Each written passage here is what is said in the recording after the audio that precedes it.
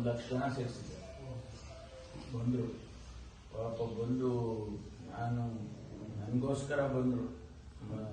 ಉಮೇಶ್ ಅವ್ರು ಕರೀತಾ ಇದ್ದೆ, ದಿಲೀಪ್ ಅಂತ ಹೇಳಿ ಬಂದುಬಿಟ್ರು. ಒಂದು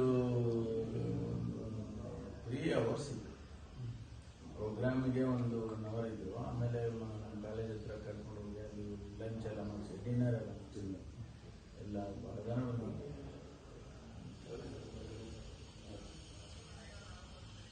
ಶಿವಣ್ಣ ಹೋಗೋಕ್ಕೆ ಮುಂಚೆ ನಾನು ಅದರ ಫೇಮಸ್ ಆಗಬೇಕು. ಏನು ಸರ್, ಮೊನ್ನೆ ಎಲ್ಲಿ ಅವ್ರದ್ದು ಜನ ನೋಡ್ಬೇಕು, ಸಾದ ಕ್ರೌಡ್ ಬಿಗ್ ಬಾಸ್ ಅಯ್ಯೋ ಇಲ್ಲ ಗಿಲ್ಲಿ ಒಳ್ಳೇದಾಗಲ್ಲ. ಅಂದರೆ it is your innocence, hard work ಚೆನ್ನಾಗಿ ಒಳ್ಳೇದು. ಆರ್ಡ್ನೆಸ್ ಸಿಂಪ್ಲಿಸಿಟಿ ಭಾಳ ಇದು ಮಾಡುತ್ತೆ ಜೀವನದಲ್ಲಿ. ಜನ ಅದನ್ನೇ ಇಷ್ಟಪಡ್ತಾರೆ. ತೋರಿಕೆ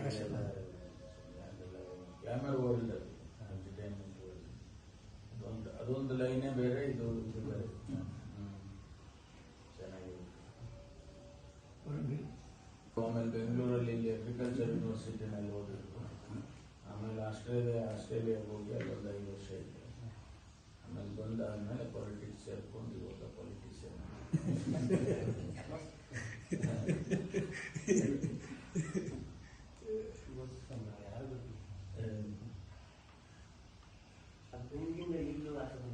ಹೌದಾ?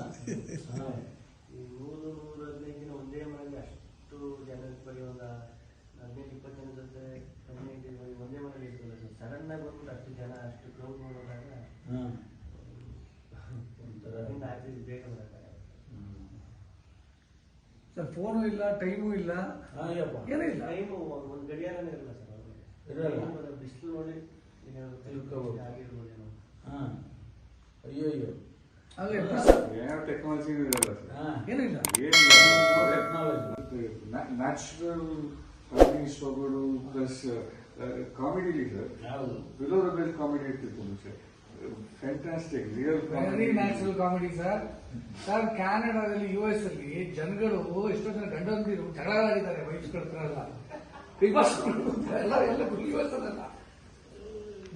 Just because of and popularity ratio connect ಮಾಡಿಸಿದ್ರು ಸರ್. ಅದರಲ್ಲಿ ಲೇಟೆಸ್ಟ್ ಹಾಗೂ ಇಂಟ್ರೆಸ್ಟಿಂಗ್ ಸುದ್ದಿಗಳಿಗಾಗಿ ಬಾಸ್ ಟಿವಿ ಕನ್ನಡ ಚಾನೆಲ್ನ ಸಬ್ಸ್ಕ್ರೈಬ್ ಮಾಡಿ. ಹಾಗೆಯೇ ಬೆಲ್ ಐಕಾನ್ ಪ್ರೆಸ್ ಮಾಡಿ. ಇದರ ಜೊತೆಗೆ ಫೇಸ್ಬುಕ್, ಇನ್ಸ್ಟಾಗ್ರಾಮ್, ಎಕ್ಸ್ನಲ್ಲೂ ಮಿಸ್ ಮಾಡದೆ ಫಾಲೋ ಮಾಡಿ.